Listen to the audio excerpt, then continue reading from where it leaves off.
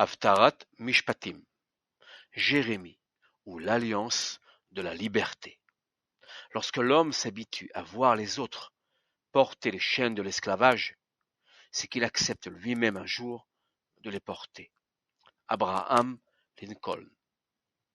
Le prophète Jérémie se révèle, au cours de la Haftarat Mishpatim, comme l'un des plus grands défenseurs de l'abolition de l'esclavage.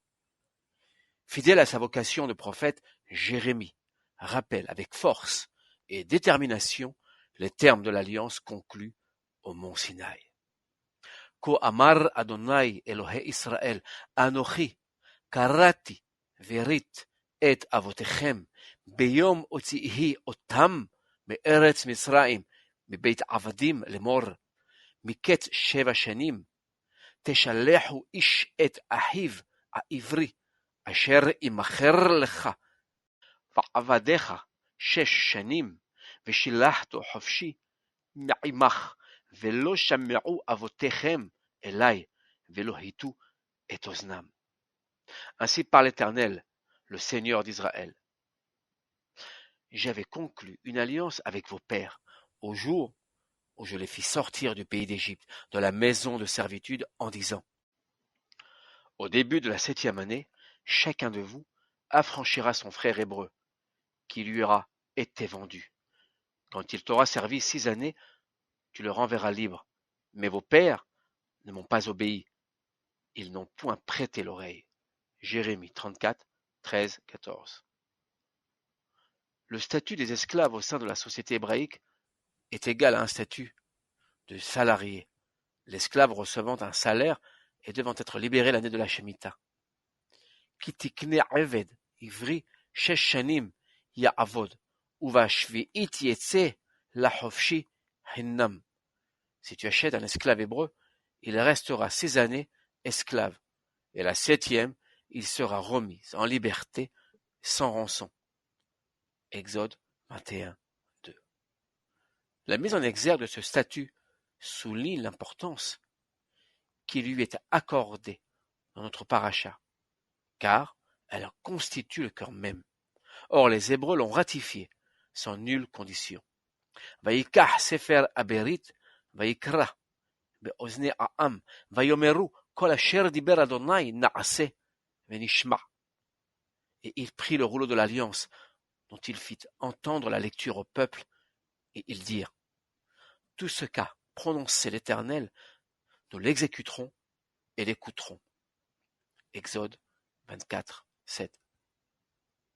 Pourtant, nous assistons, dans la Haftarat Mishpatim, à un total déni de cette alliance, provenant des riches propriétaires terriens. Ceux-ci, s'ils libèrent certes dans un premier temps leurs serviteurs, se ravisent toutefois au point de contraindre ces derniers à reprendre leurs conditions d'esclavage. וישמעו כל השרים וכל העם אשר באו בברית לשלח איש את עבדו ואיש את שפחתו חופשים לבירתי עבוד בם עוד וישמעו וישלחו וישובו אחרי כן וישיבו את העבדים ואת השפחות אשר שילחו חופשים ויכבשום לעבדים ולשפחות. Et tous les grands et tout le peuple, obéissant à l'alliance, avaient consenti à affranchir chacun son esclave et chacun sa servante, à ne plus les retenir en état de servitude. Ils les avaient obéis et les avaient émancipés. Mais après coup, ils s'étaient ravisés, ils les avaient repris, les esclaves et les servantes, affranchis par eux, et les avaient contraints à redevenir esclaves. Jérémie 34, 10, 11. Le fil conducteur de la Haftarat Mishpatim est celui de l'alliance, Bérit, terme qui apparaît pas moins de 5 fois. Ce déni d'appliquer l'alliance des pères par les propriétaires fonciers est d'autant plus grave que le roi Sédécias, Tzidkiyahu, renouvelle sciemment celle-ci, afin de s'assurer que la mitzvah du Shiluach Avadim, l'émancipation des esclaves, soit effective. Hadavar asher haya el Ermiaou, מאת אדוני, אחרי כרות המלך צדקיהו ברית, את כל העם, אשר בירושלים, לקרוא להם דרור, לשלח איש את עבדו, ואיש את שפחתו, העברי והעברייה, חופשים, לבלתי עבוד bam ביהודי, אחיהו איש. Parole adressée à Jérémie par l'Éternel, après que le roi Sédécias eut conclu une alliance avec tout le peuple de Jérusalem, à l'effet d'y proclamer la liberté, afin que chacun remît en liberté son serviteur et chacun sa servante, d'origine hébreu, afin que nul ne retint dans la servitude son frère judéen. Jérémie 34, 8-9. Au terme de Bérit est associé le terme d'Eror, signifiant liberté totale, accordée à l'approche du jubilé. Vekidashtem et shenat achamishim shana. וקראתם דרור בארץ לכל יושביה, יובל היא תהיה לכם, ושבתם איש אל אחוזתו ואיש אל משפחתו, תשובו. Et vous sanctifierez cette 50e année en proclamant dans le pays la liberté pour tous ceux qui l'habitent. Cette année sera pour vous le jubilé, où chacun de vous rentrera dans son bien, où chacun retournera à sa famille. Lévitique 25, 10. Il faut noter que parmi les nombreuses mitzvot, commandements, énumérés dans la Parashat Mishpatim, les sages ont préféré mettre l'accent sur le devoir de liberté à accorder à l'esclave et au droit de ce dernier. Quelle est donc l'importance de la mitzvah relative à l'émancipation du serviteur? La raison, essentiellement historique, est explicitée dans le Décalogue au livre du Deutéronome. ויום השביעי שבת אדוני אלוהיך לא תעשה כל מלאכה אתה ובנך ובתך ועבדך ואמתך ושורך וחמורך וכל בהמתך וגרך אשר בשעריך למען ינוח עבדך ואמתך כמוך. וזכרת כי עבד היית בארץ מצרים. ויוציאך אדוני אלוהיך משם ביד חזקה ובזרוע נטויה. על כן ציווך אדוני אלוהיך לעשות את יום השבת. Mais le 7e jour est la trêve de l'Éternel, ton Seigneur. Tu n'y feras aucun travail, toi, ton fils, ni ta fille, ton serviteur mâle ou ta servante, ton bœuf, ton âne, ni tes autres bêtes, non plus que l'étranger qui est dans tes murs, car ton serviteur et ta servante doivent se reposer comme toi. Et tu te souviendras que tu fus esclave au pays d'Égypte et que l'Éternel, ton Seigneur, t'en a fait sortir d'une main puissante et d'un bras étendu. C'est pourquoi l'Éternel, ton Seigneur, t'a prescrit d'observer le jour du Shabbat. Deutéronome 5, 13, 14. Le fondement d'une société juste repose sur la mémoire. Comment pourrions-nous, en tant que nation hébraïque, instaurer une nouvelle société en oubliant notre histoire dont les pages ont été écrites dans le sang de l'esclavage, de l'humiliation et de l'aliénation? Ainsi, toutes les injonctions énumérées à la Parashat Mishpatim trouvent leur justification dès lors que l'alliance de la liberté devient un fait accompli. C'est pourquoi l'Éternel, ton Seigneur, t'a prescrit d'observer le jour du Shabbat. Deutéronome 5, 13, 14.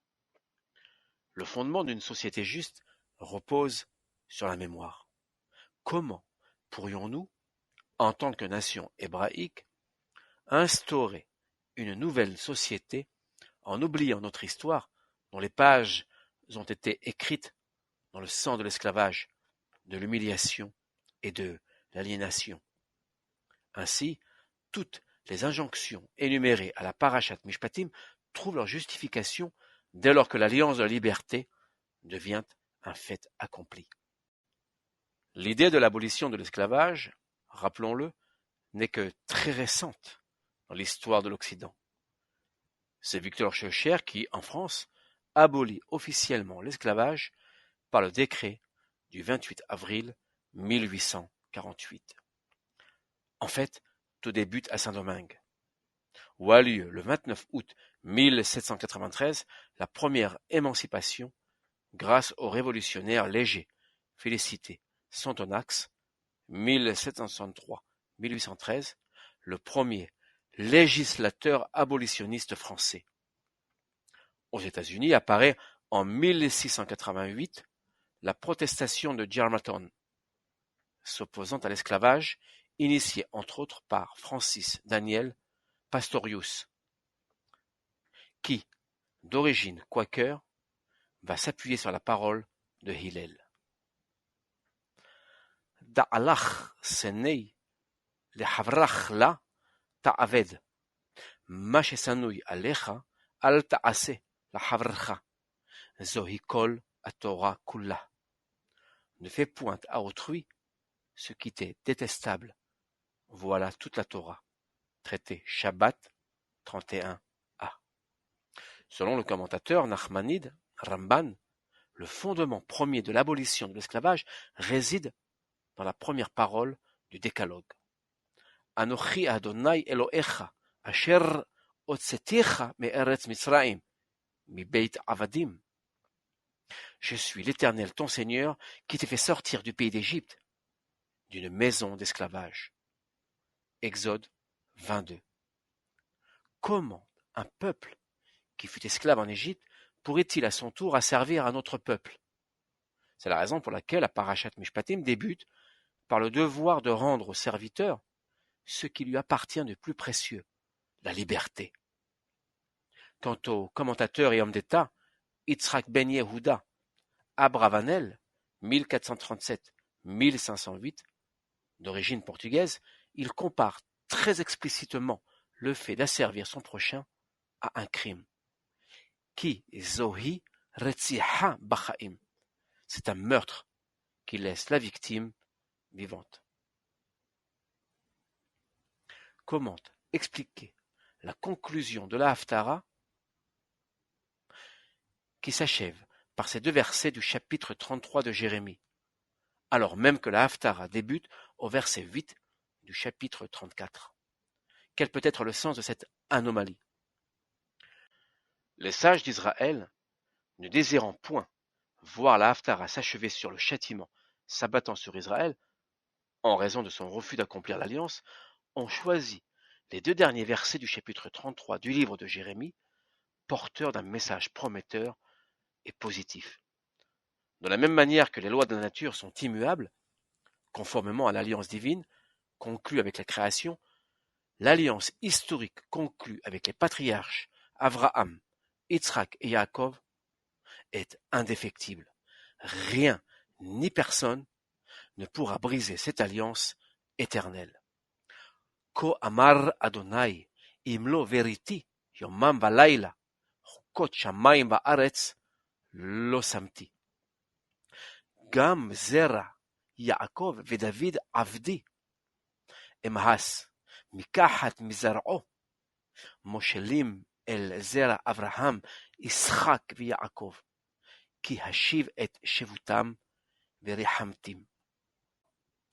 Ainsi parle le Seigneur.